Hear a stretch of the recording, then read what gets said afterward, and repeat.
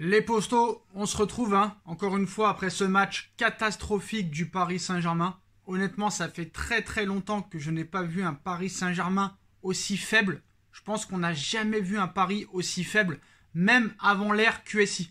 Même à l'époque de Colonie Capital ou de Canal+, il y a eu des saisons compliquées. On a fini 16e, on a fini 15e, 13e, 11e, mais au niveau du jeu, il y avait quand même toujours un minimum. Que ce soit avec Tourelle, que ce soit avec Emery, Laurent Blanc où c'était exceptionnel, Carlo Ancelotti, Camboiré, Paul Le Guen, Guy Lacombe. Il y avait toujours au moins quelque chose, un minimum. Mais là, on voit le néant total. Et avec l'équipe que tu as à ta disposition, c'est inacceptable. Ce qui se passe aussi à l'intérieur du Paris Saint-Germain est inacceptable. Voilà. Parce qu'on a des dirigeants qui se foutent totalement du club, qui ne pensent qu'à leur projet Coupe du Monde 2022 au Qatar, qui n'essayent même pas de faire au moins de l'argent comme ils ont l'habitude de le faire depuis 10 ans, tout en créant une machine de guerre, une machine à gagner. Donc d'accord, qui veulent faire du merchandising, de la publicité en achetant toutes les stars, tous les meilleurs joueurs soi-disant, qui apportent quelque chose au niveau financier, que ce soit dans les jeux FIFA, des joueurs dont les jeunes sont fans, je peux comprendre. Mais pourquoi pas faire une pierre deux coups? C'est-à-dire faire de l'argent tout en ayant une équipe exceptionnelle. On a vu encore les propos de Zlatan Ibrahimovic il y a quelques jours. Tout ce qu'il dit est vrai. Tout ce qu'il dit est vrai. Hier soir, on a vu encore des choses graves parce que même les joueurs sur lesquels on pouvait compter ont lâché prise hier. Moi, je pense honnêtement que tous les joueurs hier ont lâché le coach. Honnêtement. Et je suis pas loin de penser quand même que dans moins d'un mois, il va se passer des choses parce que tu ne peux pas arriver en 8e de finale de Ligue des Champions dans moins de 2 mois et demi avec cette équipe-là, avec ce jeu-là, avec cet entraîneur-là. C'est totalement impossible et inconcevable.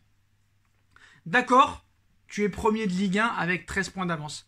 Mais est-ce normal qu'un club comme le Paris Saint-Germain permette à Lionel Messi, à Leandro Paredes de sortir en boîte de nuit toute la nuit de lundi à mardi et que les deux, quelques heures après, se chopent une gastro-entérite, ne participent pas à l'entraînement de mardi pour être titulaire mercredi.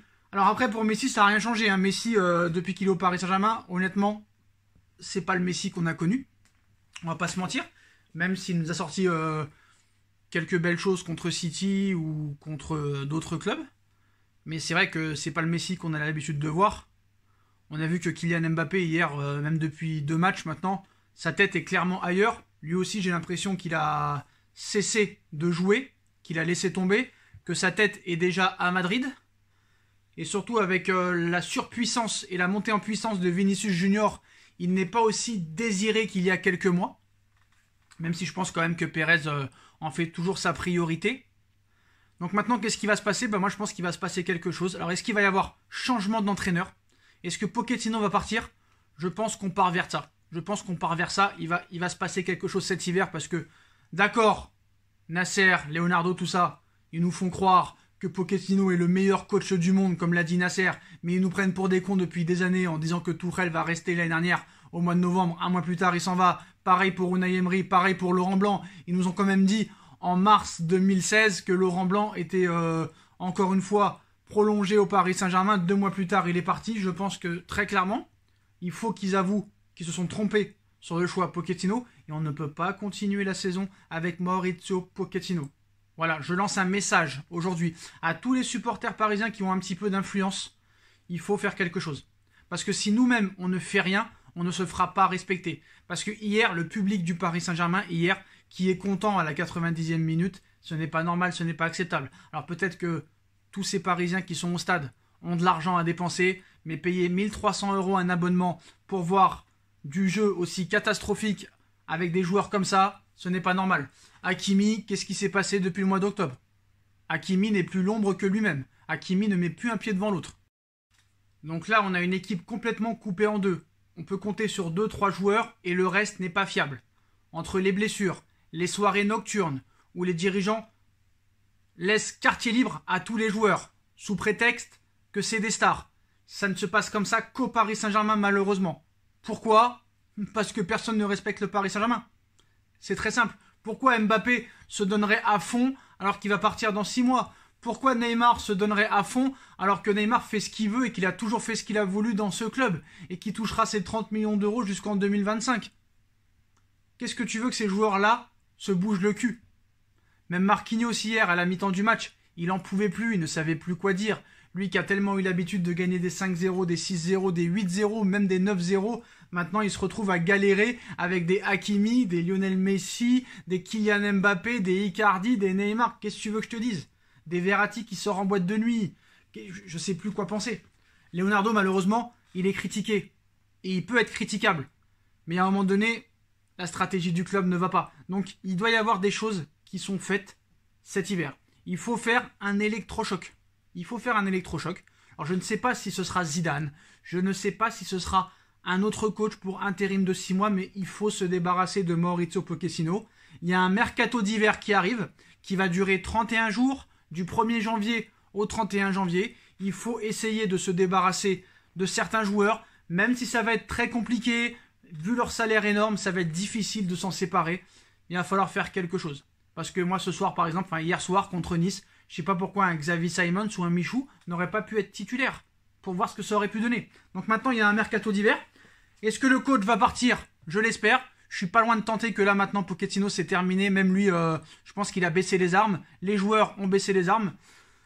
Maintenant, on va savoir si c'est peut-être pas Sergio Ramos qui va être entraîneur à l'arrivée, parce que Sergio Ramos, il a peur de personne. Il a dit s'il faut que je mette un tacle, assassin par derrière à l'entraînement, peu importe le nom, je le ferai.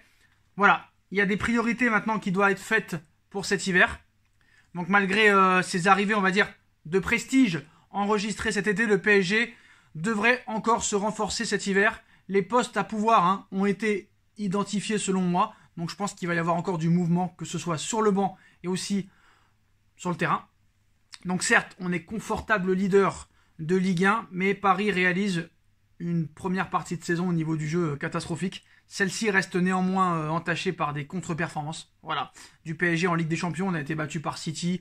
Les matchs contre Bruges et le Red Bull Leipzig, faut mieux pas en parler. Et au vu des échéances à venir, Paris devrait encore recruter lors du prochain mercato. Alors 90 minutes, croit savoir quels sont les postes à pouvoir renforcer les rangs parisiens. D'après le média en ligne, on devra notamment recruter un nouvel arrière droit parce que Achraf Hakimi étant appelé à disputer la Coupe du Monde, la Coupe d'Afrique des Nations au Cameroun à partir de janvier. Il importe de lui trouver un remplaçant de qualité parce que Thilo Kehrer et Colin Dagba, ces doublures ne donnent pas satisfaction en interne. De même, la source indique que le Paris Saint-Germain devra aussi trouver un bon remplaçant à Marco Verratti. Le milieu de terrain italien est sujet aux pépins physiques récurrents et n'a disputé que 9 matchs depuis le début de saison. Donc il va falloir acheter un milieu de terrain cet hiver. Nous n'avons pas le choix. Je pense qu'à 20-25 millions d'euros, je pense que tu peux trouver un milieu de terrain de qualité. Malheureusement, cette pompe à vélo, ce tocard de Pochettino ne donne même pas sa chance à Rafinha qui avait été exceptionnel les 6 premiers mois au Paris Saint-Germain. Je pense qu'un départ de Mauro Icardi est souhaitable cet hiver vu que c'est l'un des joueurs bankable. On a vu que Newcastle serait intéressé. Donc, on note également que Paris devra se débarrasser de Mauro Icardi. Déjà à la peine sur le rectangle vert, l'avant-centre argentin n'a pas été aidé par ses récents déboires, on va dire, extra-conjugaux. Recruté contre 70 millions d'euros à l'été 2019, l'Argentin est encore sous contrat jusqu'en 2024 et vaudrait plus de 35 millions d'euros selon Transfermarkt. Mais cette échéance est désormais hypothétique compte tenu de son nouveau statut de remplaçant et son bilan peu reluisant. Il ne compte que 3 buts en 14 matchs cette saison. Raison pour laquelle le PSG devrait s'offrir un nouvel avant-centre plus efficace pour oublier l'ancien interiste. Reste maintenant à attendre l'ouverture du mercato hivernal pour savoir si Leonardo va signer ses renforts au Paris Saint-Germain. Mais pour moi, la priorité doit être un attaquant. Même pour 6 mois, on verra ce qui se passera après. Un attaquant, un gros milieu de terrain et aussi un latéral droit de remplaçant à Hakimi. Même si je pense que Hakimi sera disponible pour le match aller de la Ligue des Champions, vu que la CAN dure jusqu'au 31 janvier, je crois. Mais voilà, le principal qu'il faut pour le mercato d'hiver, c'est un milieu de terrain défensif, un sorte de 6 sentinelle, et un attaquant. Un attaquant qui claque des buts parce que tu ne peux pas continuer comme ça. Alors, quel attaquant? Pour l'instant, honnêtement, je n'ai pas réellement de nom en tête. mais il va falloir trouver. Ça, c'est sûr et certain. Après, bon, on a parlé de Erling Haaland, mais il va falloir aussi remplacer d'autres joueurs. D'autres joueurs aussi pour l'été prochain, parce que Haaland ne pourra pas remplacer Mbappé, Mauro Icardi et peut-être un potentiel départ d'André Di Maria. On parle de Riyad Mahrez. Le PSG est fan de Riyad Mahrez, pas forcément titulaire à tous les matchs à Manchester City. Le problème, c'est que les négociations entre City et le PSG pourraient être très compliquées vu les histoires géopolitiques. Mais voilà, il faut se concentrer d'abord sur le mercato d'hiver. Pour moi, il faut changer d'entraîneur. Je sais ce que vous allez me dire. Sacha, on a changé 20 fois d'entraîneur, ça ne marche pas. Mais là, je ne parle pas de long terme, je parle de court terme. Il faut tenter un truc, comme a tenté par exemple Chelsea en 2012, excusez-moi, en 2012 avec Di Matteo. J'en bégaye parce que ça me fait tellement de la peine de voir le PSG comme ça. Ces joueurs ne pas respecter notre club, ces dirigeants ne pas respecter notre club, cet entraîneur ne pas diriger ce club et ne pas nous respecter. Voilà, ça m'en fait bégayer, ça m'en fait limite pleurer parce que je suis fan de ce club depuis que j'ai l'âge de 7 ans et j'ai jamais vu ça, quoi. J'ai jamais vu ça avec les moyens que tu as à ta disposition. Donc Riyad Mahrez pour remplacer Mbappé ou Di Maria, moi j'ai envie de te dire pourquoi pas, mais ça risque d'être très très compliqué, surtout qu'il est sous contrat encore jusqu'en 2024 ou 2023 je crois. Voilà, je pense pas que City va faire un cadeau au PSG, surtout pas. Maintenant, je pense qu'il faut prendre des décisions cet hiver. Donc il va falloir s'asseoir. Il va falloir que Leonardo nous ressorte un mercato d'hiver comme il avait fait par exemple en 2012, quand il avait pris Maxwell, Mota et Alex. On se rappelle tous de ce mercato d'hiver. Bah, ce serait bien de le réitérer et de changer d'entraîneur. Après maintenant, moi je pense que Zidane, il y a des discussions. Voilà.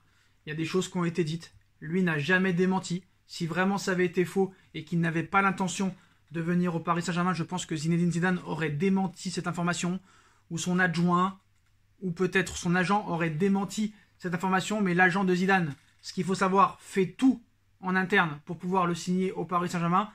Apparemment, il y aurait une rencontre il y a un mois avec Leonardo. Moi, je pense pas que Leonardo et Zidane peuvent s'entendre, mais je pense qu'il faut se débarrasser de Pochettino. Après, moi, Zidane, pourquoi pas? Voilà, Zidane est arrivé en janvier 2016. En mai 2016, il a gagné la Ligue des Champions. Voilà, c'est simple, c'est clair, c'est net, c'est précis. Tourelle a repris Chelsea en janvier 2021. Il a gagné la Ligue des Champions en mai 2021. Donc voilà, le critère, j'arrive en milieu de saison. Il n'y a qu'avec Pochettino que ça marche pas. Où il dit faut laisser du temps, faut laisser du temps. Non, comme Mbappé l'a bien dit il y a quelques années, t'es bon, tu gagnes, t'es pas bon, tu gagnes pas. Voilà, c'est tout. C'est très simple, c'est très clair, c'est très net, c'est très précis. Donc maintenant, est-ce que Zidane va venir? Je suis pas loin de le penser. Voilà, je suis pas loin de le penser qu'il y aura du changement cet hiver parce que je pense que Leonardo et Nasser ne sont pas aveugles. Ils voient très bien ce qui se passe sur le terrain. Ils voient qu'il n'y a pas de grand-chose qui se passe. On voit Leonardo, on voit Nasser toujours à faire la gueule en tribune. Et quand même, ça veut bien dire certaines choses. Donc voilà, je pense qu'il peut se passer beaucoup de choses. On verra le match contre Lens samedi qui va être très compliqué à mon goût. Parce que pour moi, ces joueurs qu'on a ne sont pas motivés. Ils voient les fêtes arriver. Ils sont déjà champions dans leur tête. Pour eux, il n'y a qu'un match qui compte maintenant, c'est le 13 février prochain et ce 8e de finale de Ligue des Champions. Je pense que là, ça va jouer à 2 à l'heure. C'est pour ça que je pense qu'il faut remobiliser les troupes. Et comment va-t-il faire, je ne sais pas. Mais voilà, c'est terrible ce qui est en train de se passer parce que tout le monde croit que tout va bien en ce moment. C'est ça qui me chagrine. Tout le monde pense que tout va bien au PSG parce qu'on est qualifié en 8e de finale en étant deuxième. Et qu'on est premier avec 13 points d'avance, mais est-ce que vous voyez au niveau du jeu ce qui se passe? Il faut aller au-delà du résultat, au-delà du score. Il ne se passe strictement rien. Et quand on va arriver en face de Liverpool, de Chelsea ou du Bayern, je pense qu'on va avoir mal de tête, parce que je peux te dire que du côté du Bayern, là, ils sont mobilisés comme jamais, parce que je pense que l'affaire Lewandowski, ça leur a pas plu du tout.